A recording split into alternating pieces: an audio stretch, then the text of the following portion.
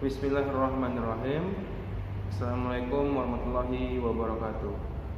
Alhamdulillahirabbil alamin wassalatu wassalamu ala asrofil anbiya'i wal mursalin sayyidina wa maulana Muhammadin wa ala alihi wa sahbihi ajmain. Amma ba'du. Alhamdulillah, hari ini kita masih diberi nikmat sehat oleh Allah Subhanahu wa taala untuk melihat, mendengar, dan insyaallah menjalankan kewajiban kita sebagai hambanya.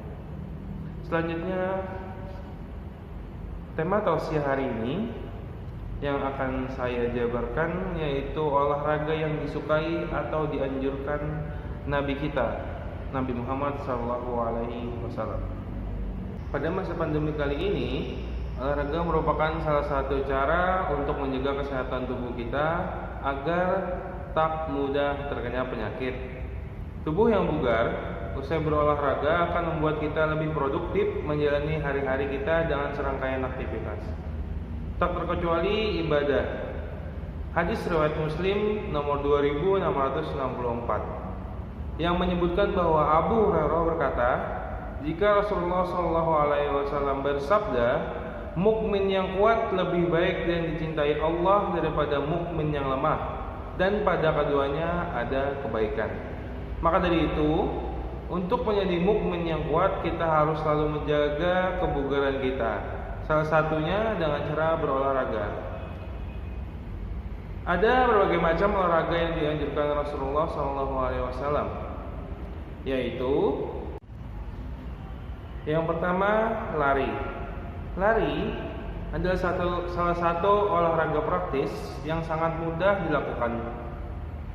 Dari Aisyah mengatakan, apabila Rasulullah SAW bertanding denganku dan aku menang, kemudian aku berhenti, sehingga ketika badanku menjadi gemuk, Rasulullah SAW bertanding lagi denganku dan ia menang. Hadis riwayat Ahmad dan Abu Daud. Hadis ini bercerita tentang perlombaan lari antara Rasulullah dan istrinya.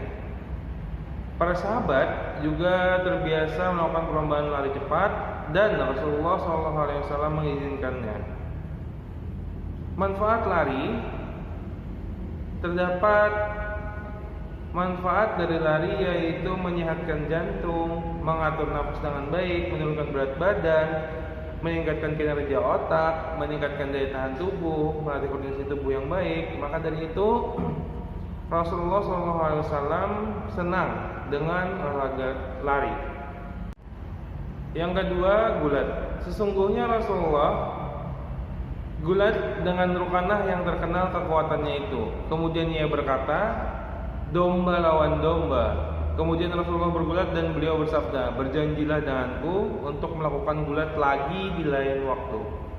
Kemudian Rasulullah bergulat seraya bersabda, berjanjilah denganku. Lalu Rasulullah SAW bergulat untuk ketiga kalinya.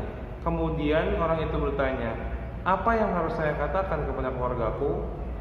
Rasulullah SAW menjawab, katakan, domba telah dimakan oleh serigala dan seekor domba pun lari. Kemudian, apa pula yang saya katakan untuk yang ketiga?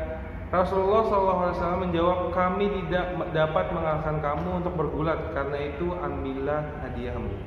Hadis riwayat Abu Daud. Nabi Muhammad SAW pernah menantang gulat seorang laki-laki paling kuat dari suku Quraisy, yaitu Rukanah bin Abdu Yazid bin Hisham bin Abdul Muttalib bin Abdul Manaf al-Muttalibi. Manfaat gulat untuk kebugaran tubuh, melatih keterampilan dasar, ketangguhan mental, dan selalu berkembang. Gulat juga mengajarkan kedisiplinan. Maka dari itu, gulat adalah salah satu olahraga yang disukai oleh Rasulullah SAW. Yang ketiga yaitu memanah. Memanah adalah olahraga yang paling banyak disebutkan dalam hadis manapun dalam Al-Quran. Beberapa hadis yang menganjurkan kita untuk belajar memanah adalah Rasulullah bersabda, lemparlah panahmu itu dan saya bersama kamu sekalian. Hadis riwayat Bukhari. Selanjutnya Rasulullah bersabda, kamu harus belajar memanah karena memanah itu termasuk sebaik-baiknya permainanmu. Hadis riwayat Bazar dan Tabrani. Jenis olahraga yang dianjurkan Rasulullah ini merupakan olahraga yang membutuhkan ketangkasan, konsentrasi, dan juga ketepatan bidikan. Selain perlu fisik yang sangat kuat agar dapat menarik tali busur panah tersebut. Namun, harus diperhatikan bahwa sasaran panahnya tidak boleh makhluk hidup. Ibnu Umar mengatakan, sesungguhnya Rasulullah melaknat orang yang menjadikan sesuatu yang bernyawa sebagai sasaran. Hadis riwayat Bukhari dan Muslim. Kembali ke awal, bahwasanya olahraga yang dianjurkan Rasulullah SAW itu olahraga yang tidak membahayakan diri sendiri dan orang lain. Ketika olahraga sudah membahayakan orang lain atau diri sendiri, itu bukan lagi disebut olahraga. Selanjutnya, yang keempat, anggar. Diriwayatkan oleh Abu Hurairah radhiyallahu an, ia berkata ketika orang-orang Habsyah sedang bermain anggar di hadapan Nabi, tiba-tiba Umar masuk. Kemudian mengambil kerikil dan melemparnya kepada mereka. Kemudian Rasulullah berkata kepada Umar, biarkanlah mereka, wahai Umar. Hadis riwayat Bukhari dan Muslim. Orang-orang Habsyah dan Ethiopia bermain anggar di dalam Masjid Nabawi, tempat yang mulia, dan Rasulullah membiarkannya. Karena itu banyak yang menganggap permainan anggar ini sebagai salah satu olahraga yang disarankan oleh Rasulullah SAW. Yang kelima yaitu berkuda. Hadis riwayat Ahmad menyebutkan jika Umar pernah berkata, ajarkanlah anak-anak kami berenang dan memanah, dan perintahkanlah mereka supaya melompat di atas punggung kuda. Melakukan olahraga berkuda selain memiliki manfaat bagi fisik, adanya interaksi dengan kuda juga meningkatkan insting dan hubungan manusia terhadap hewan, terutama hewan peliharaan. Yang terakhir, renang. Renang ternyata merupakan salah satu olahraga yang dianjurkan Rasulullah SAW. Memang, renang memiliki beragam manfaat yang sangat baik bagi tubuh. Renang juga sangat efektif dalam membakar kalori tubuh. Sebuah hadis menyebutkan dari Zubair bin Abdillah bahwa Rasulullah SAW bersabda, segala sesuatu yang di dalamnya tidak mengandung zikrullah merupakan perbuatan sia-sia, senda gurau, dan permainan, kecuali 4 perkara, yaitu senda gurau suami dan istrinya, melatih kuda, berlatih memanah, dan berenang. Hadis riwayat An-Nasai. Ternyata ajaran Islam pun sangat menyarankan umatnya untuk berolahraga. Hal ini terbukti dari beberapa hadis mengenai aktivitas olahraga Rasulullah. Sebagai umat Islam, hendaknya selalu menjaga kesehatan dengan melakukan olahraga yang dianjurkan Rasulullah SAW.